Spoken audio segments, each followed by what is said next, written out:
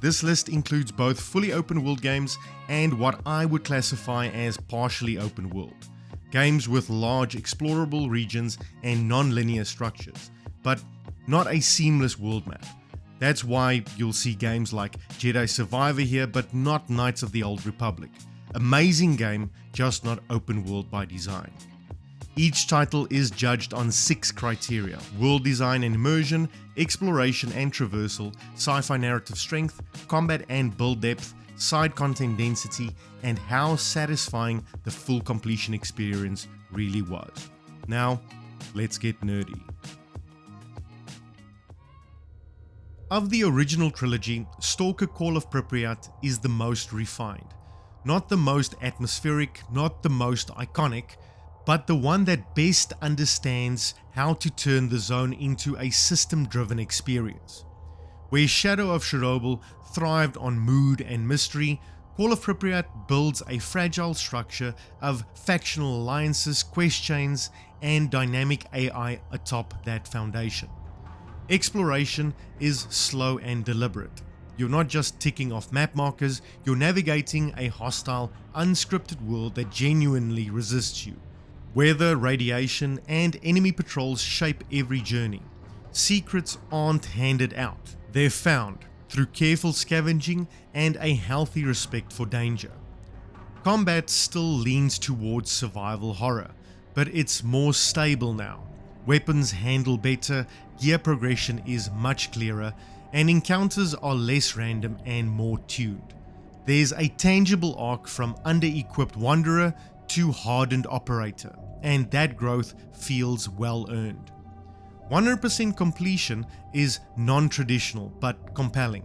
There's no achievement list to chase, but uncovering every anomaly, clearing every lab, and surveying every emission feels like real progress. Unlike many open world games, this one never wastes your time. Every single step feels like it truly matters.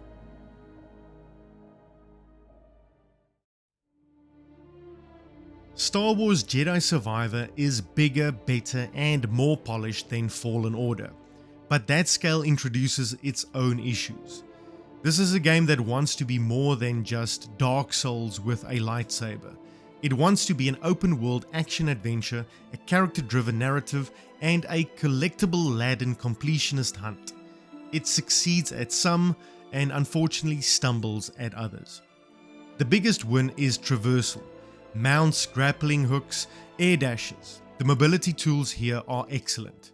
Kobo in particular feels like a genuine playground of verticality and layered exploration.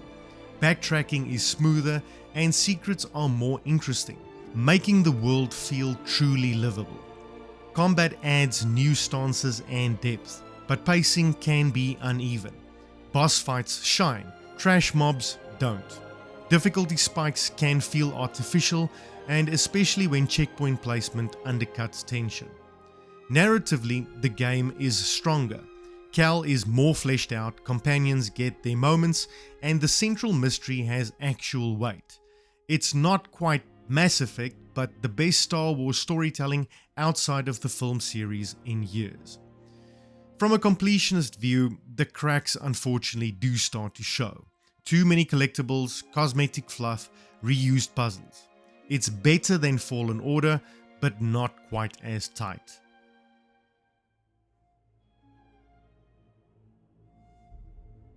This is where it all started, and while Horizon Zero Dawn shows some seams today, it remains one of the best executions of the Ubisoft open world formula. What sets it apart is its setting. A world of tribal societies and ancient machines, wrapped into a mystery that is genuinely compelling.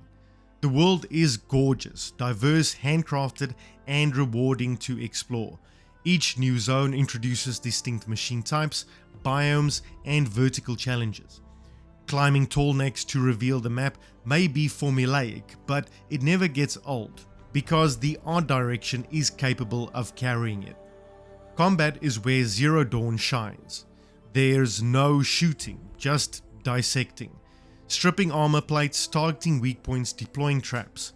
Against high-level machines, it becomes a dance of timing, positioning, and loadout strategy. Narratively, the game takes its time, but the payoff is strong. Aloy's arc is quiet but powerful, and the deeper sci-fi lore, Project Zero Dawn and the AI subroutines, elevates the story well beyond the typical genre fare. From a 100% perspective, this is a clean game to complete. Quests are well logged, collectibles have purpose, systems interlock. It respects your time more than Forbidden West ever does. Zero Dawn lacks spectacle but offers more control. It invites you to master its world, not just to ride through it.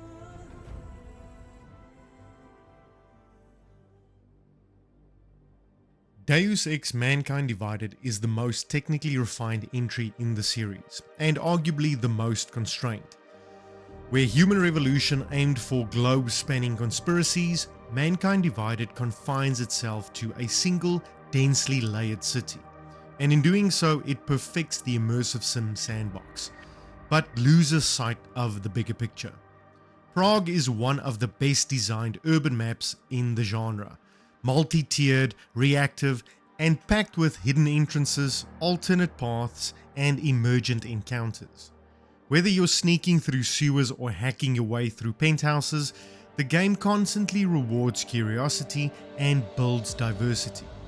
Combat is flexible, stealth is viable, hacking is deep, and augmented layouts can dramatically reshape your approach. This is where the Deus Ex formula peaks in terms of its mechanics. Narratively, unfortunately, it stumbles. The plot feels like a first act without a second.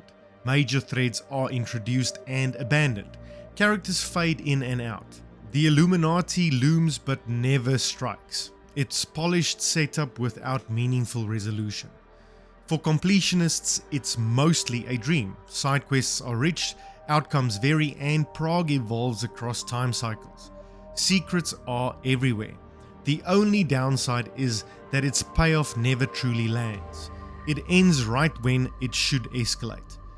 Mankind Divided is colder, smarter, and more deliberate, and much easier to 100% without fatigue.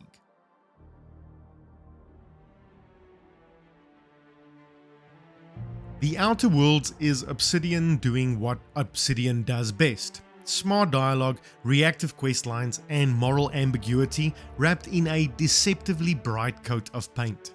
It doesn't reinvent the wheel, but it does bring clarity and sharpness to a genre often obsessed with size over substance.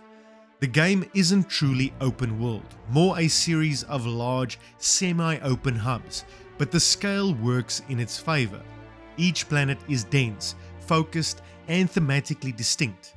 From corporate-controlled Terra 2 to the anarchic monarchist mess of Monarch, every location supports the game's central critique of capitalism with both satire and sincerity. Combat is passable. It's not the main draw.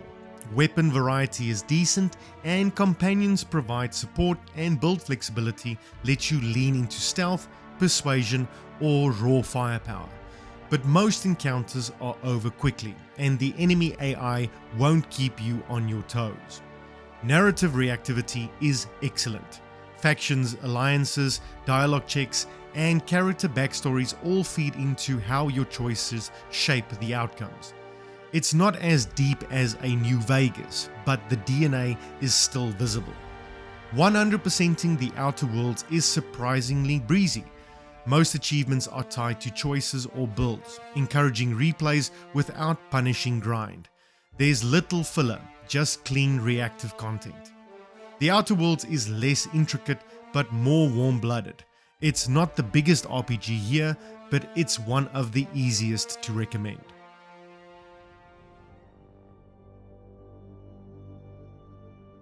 This is the game that brought Deus Ex back from the brink, and it still stands as one of the most successful reboots in gaming history.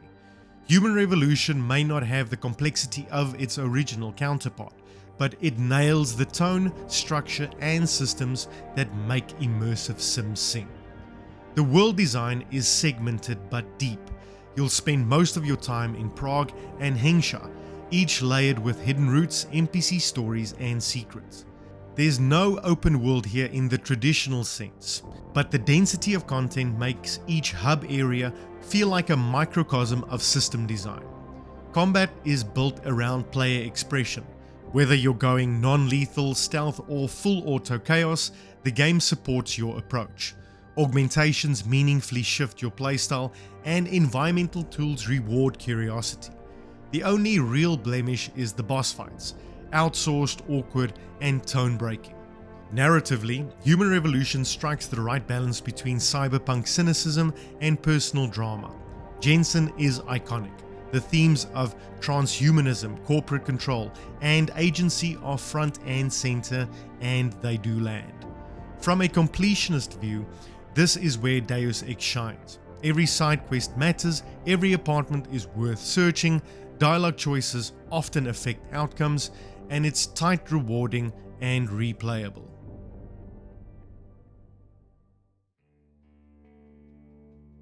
Metro Exodus is a departure, literally.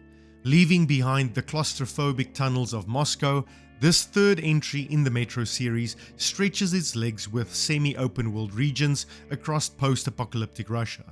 The result is a game that doesn't just evolve the formula, it elevates it. The world is bleak but beautiful.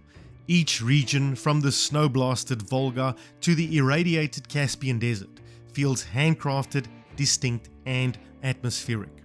This is not an open world full of icons. It's a survival journey, and exploration feels purposeful. Resources are scarce, encounters are tense, and traversal is slow, but every detour tells a story. Combat is deliberate, weapons jam, ammo is precious, and mods can be swapped in the field. You're not meant to blaze through enemies, you're meant to survive them, or avoid them altogether. Stealth is viable, but not easy, and tension never breaks. Narrative delivery is subtle. Artyom remains silent, but the world speaks volumes. Your companions react to your choices. Kill too freely and you'll lose them. Spare enemies and the ending changes. It's reactive without screaming it. 100%ing Exodus is about exploration and discipline. Collectibles are well placed, and optional stories add texture. The open world-ish type structure really does suit the setting, and I'm very much looking forward to what they bring next.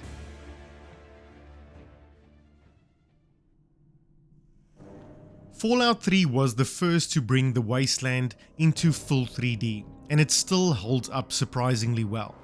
Its shooting is clunky, its storytelling uneven, but its world, broken, haunted, oddly hopeful, remains unforgettable. The Capital Wastelands is an open-world playground of ruins, side quests, and emergent wilderness. You'll stumble on vaults filled with sociological experiments, stumble upon enslaved ghouls, or find a Republic of Dave election mid-fight. Exploration is the point, and it pays off constantly. Combat is serviceable. The VAT system carries the moment-to-moment flow, making up for the jank gameplay with cinematic gore.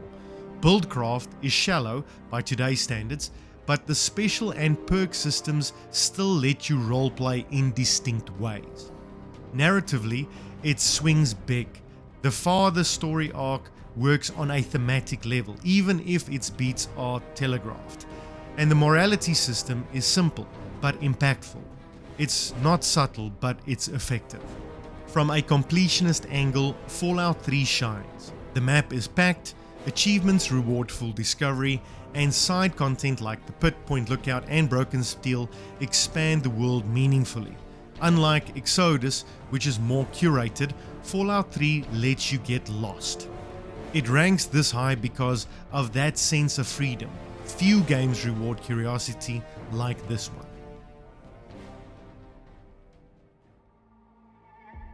After all of its updates, Cyberpunk 2077 is one of the most immersive open-world games ever made.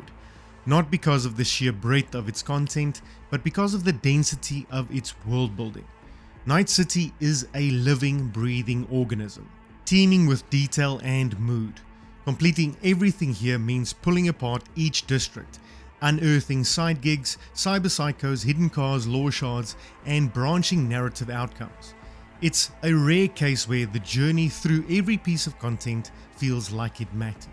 The 2.0 update and Phantom Liberty expansion radically overhauls its systems, making the full completion experience feel polished and deliberate.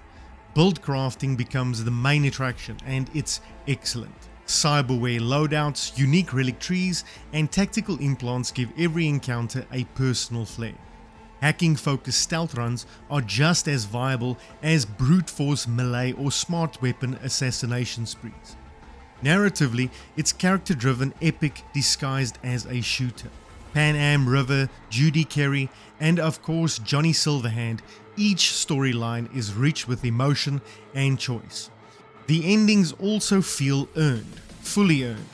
This said, the open world isn't without flaws. NCPD missions are formulaic, car handling still isn't too great, and the illusion of a living city does break occasionally. However, the completion loop does remain deeply satisfying because of everything connecting back into a cohesive identity. Dystopian survival, identity crisis, and personal legacy. Cyberpunk 2077 doesn't just feel like you're seeing everything, it rewards you for wanting to, and that is rare. No game captures the essence of open world RPG design like Fallout New Vegas. It's not the most technically polished, sure. It doesn't have the flashiest combat or the largest map, but it is without question the most reactive, most flexible, and most rewarding game to fully complete. Everything is built around choice, not just binary good or evil toggles, but real choices. Faction allegiances, ideological alignment, role-playing tone. You can be a mercenary, a diplomat, an anarchist, a pacifist, a terrorist, and the game will recognize it. The world shifts, dialogue adapts, and endings diverge dramatically. Combat is the classic Bethesda jank, tuned by Obsidian's mechanical know-how. Guns feel better than in Fallout 3, and builds have a sharper identity. You can spec for crits, sneak attacks, melee rushdowns, or full-blown explosives, and the perk system, including the best-in-class DLC perks, support experimentation. The Mojave is brown, yes, but also dense with character.